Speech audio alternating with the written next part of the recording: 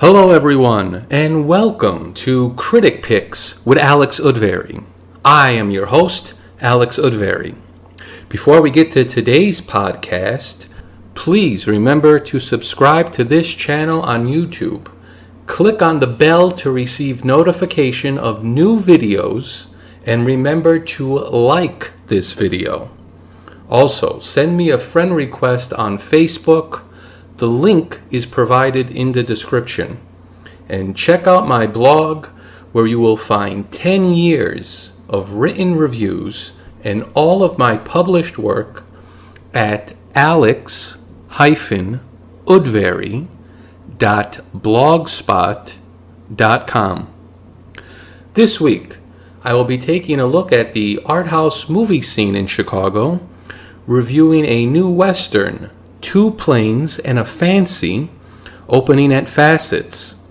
At the Music Box Theater, a new 4K print of Dario Argento's The Bird with the Crystal Plumage will be screened for midnight showings over the weekend.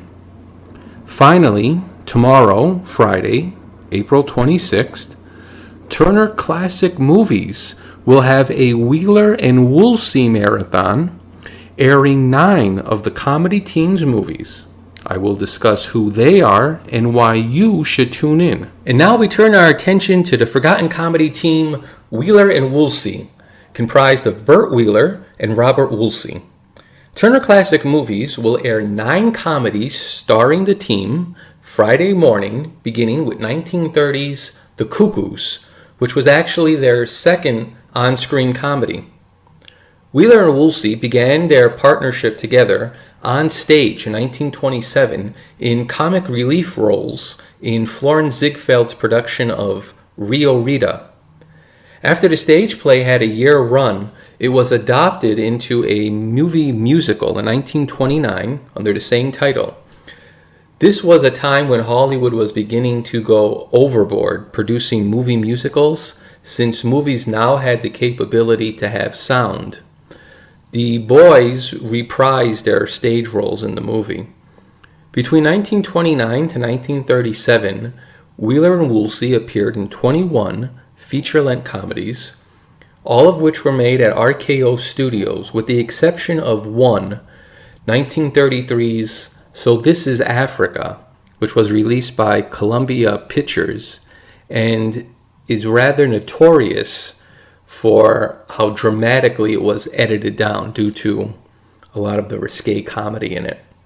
They also appeared in a two-reeler comedy short called Oh, Cleopatra, which is considered lost. All that remains is the audio, as well as The Stolen Jowls, a star-studded short featuring cameos by Buster Keaton, Laurel and Hardy, Our Gang, and Joey Brown. Although largely forgotten today, the team of Wheeler and Woolsey was credited with saving RKO Studio from filing bankruptcy. Due to their success, RKO mistakenly believed they could double their profits by splitting the team up in 1931, allowing each man to star in their own comedy. Wheeler appeared in Too Many Cooks, a somewhat amusing comedy about a young couple trying to build their dream home. And Woolsey was in Everything's Rosy, which bears a strong resemblance to W.C. Fields' 1936 comedy Poppy. Neither movie was a hit, and RKO decided to reteam the boys. For me, their best comedy is 1933's Diplomaniacs, an outrageous war satire that sadly will not be shown as part of TCM's marathon.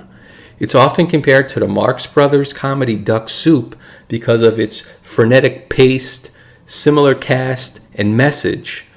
Both movies, however, are worth seeing and are exceptionally funny. Wheeler and Woolsey's comedy style was rooted in burlesque and vaudeville. Unlike some of their on-screen contemporaries, Laurel and Hardy and the Three Stooges, Their comedy was a bit risque for the times, with dialogue filled with double entendres, often challenging the production code, which was being more strictly enforced beginning in 1934. For those who don't know, the code served as a guideline of acceptable morals that could be shown on screen. In the most traditional sense, Burt Wheeler was the straight man and Robert Woolsey was the comic. This can be a bit misleading as both men were able to get laughs. Woolsey, however, was the so-called brains or leader of the team, playing smart aleck, wisecracking characters, often puffing at a cigar. Woolsey could handle a one-liner in the tradition of Groucho Marx or Bob Hope, although Woolsey's screen work actually predates Bob Hope. The Marx Brothers, however, appeared in their first movie in 1929 as well, called The Coconuts. Wheeler's character could be described as something of a parody of a leading man, with his short stature, curly hair, and quite frankly, unimpressive looks.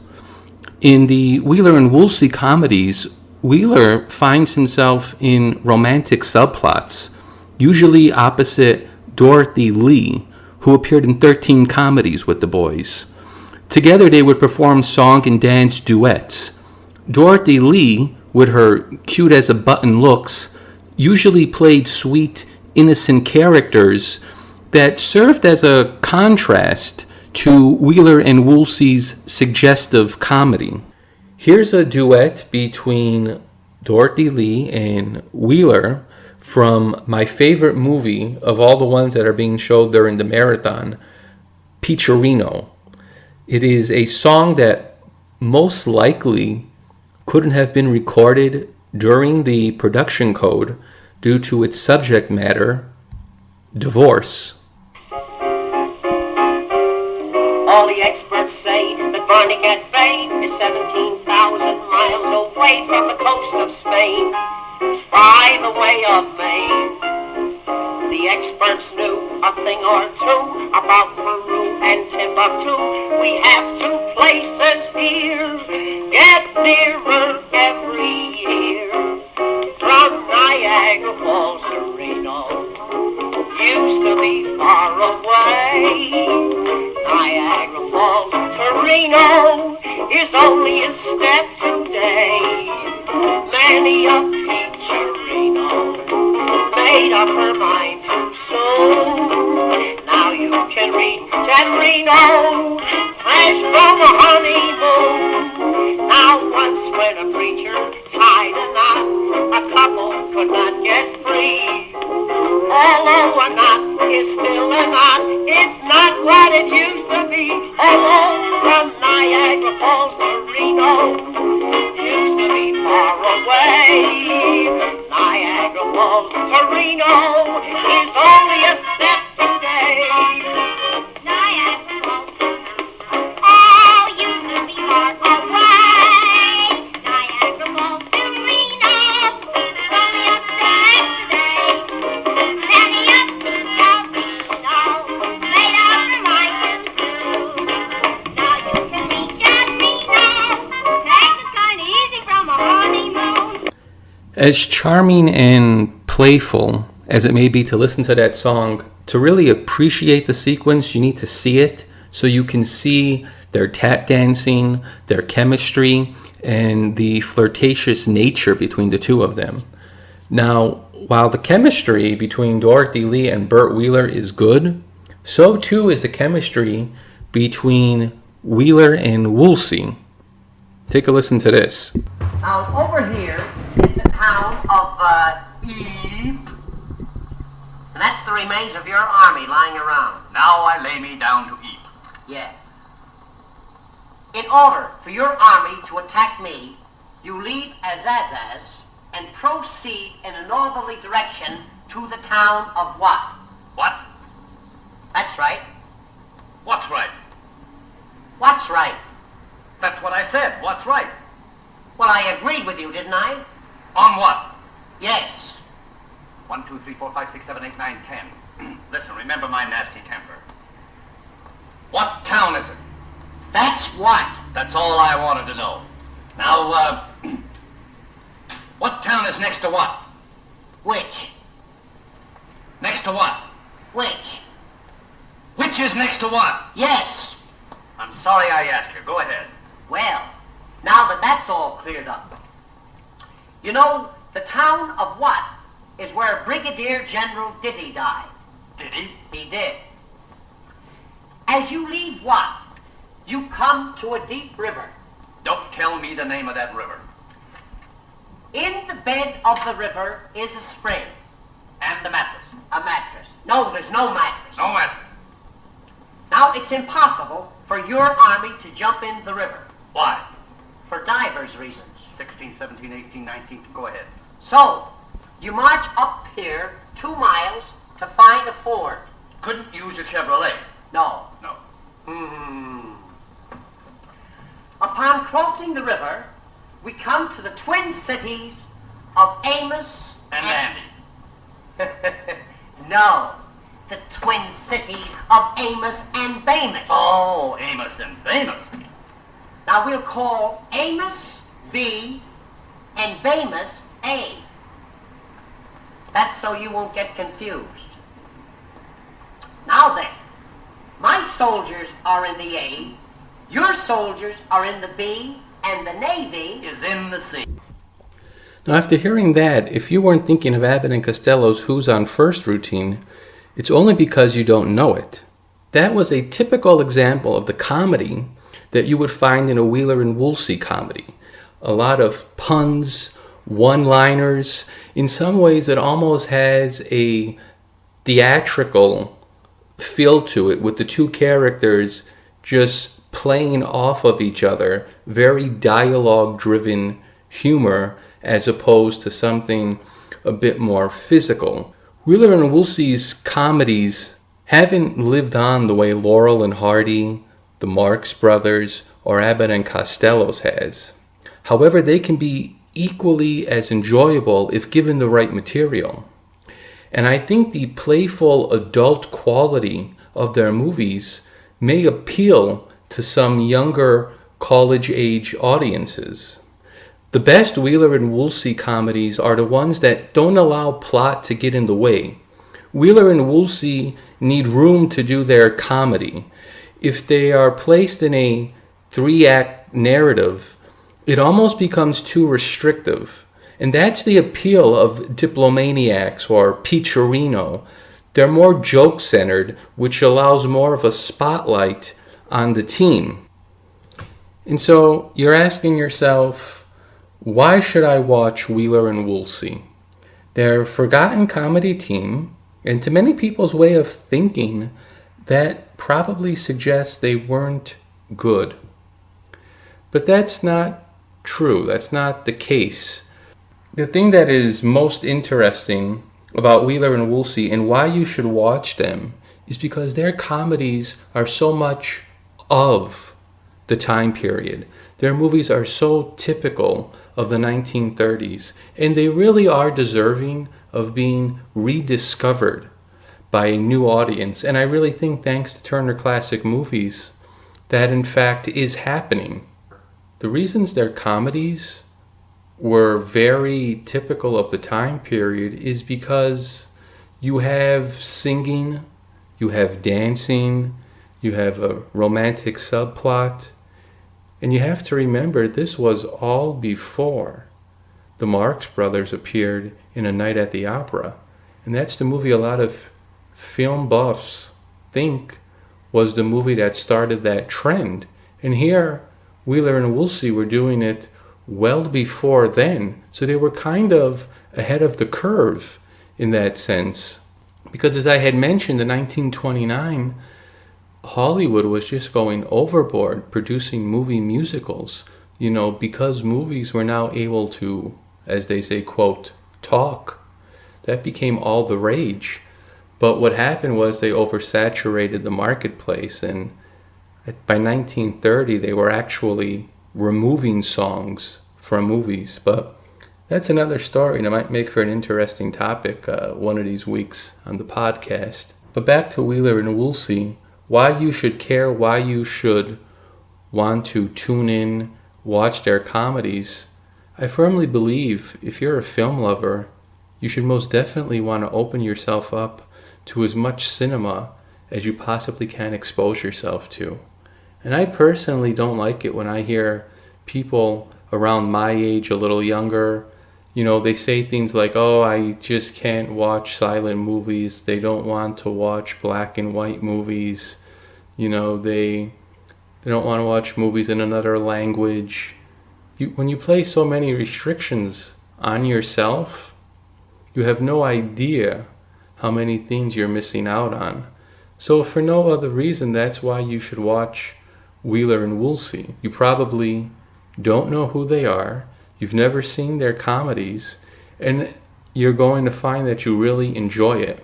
And I really think what's going to appeal to so many younger viewers is going to be that adult, playful quality in their comedies. It's going to feel a little bit edgy, especially when compared to some of their other contemporaries like Laurel and Hardy. And what's also interesting about Wheeler and Woolsey is the dynamic between the characters. As I had mentioned, I guess technically speaking, Robert Woolsey was the comic, always dishing out the one-liners. But as you saw in that clip, many times they would feed off of each other and they would set up the punchline for one another. And so they could each get their own laughs. And that was kind of unusual for the time. Just because Laurel and Hardy were around in the 1930s, that may lead some people to kind of draw these comparisons between them. It's honestly not a very good comparison.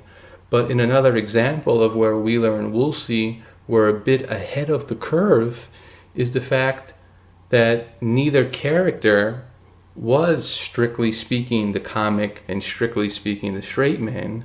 And you would see this more prominent in the 1940s with a comedy team like Bob Hope and Bing Crosby in the road movies. In those movies, there's kind of a competitive nature between Hope and Crosby as they're fighting over the love interest of the female lead.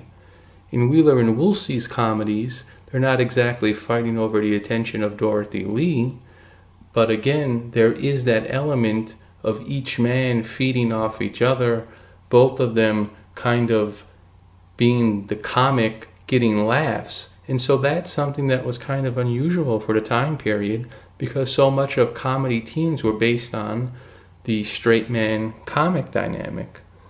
And so that can also be interesting when you look at it from that perspective. So again, Laurel and Hardy really aren't the best comparison for Wheeler and Woolsey. Not quite exactly our Hope and Crosby, but they're more in that vein because of the relationship between the characters. So there are a lot of interesting things you can pick up on as you're watching Wheeler and Woolsey. Many of their comedies are now available on DVD. 4 of the movies that are going to be playing during the marathon are actually part of a DVD set that was released by Warner Brothers as part of their archive collection, which actually has 9 movies. So that's why you should definitely tune in tomorrow for the Wheeler and Woolsey Marathon. And folks, that's going to do it this week for Critic Picks with Alex Udvary. I hope at the very least I've introduced you to some new titles, some new filmmakers to keep your eye out for. Hope you enjoyed this podcast and look forward to hearing it next week. Please remember to like this video, subscribe to the channel, and click on that bell for all notifications. Until next week, take care, everyone.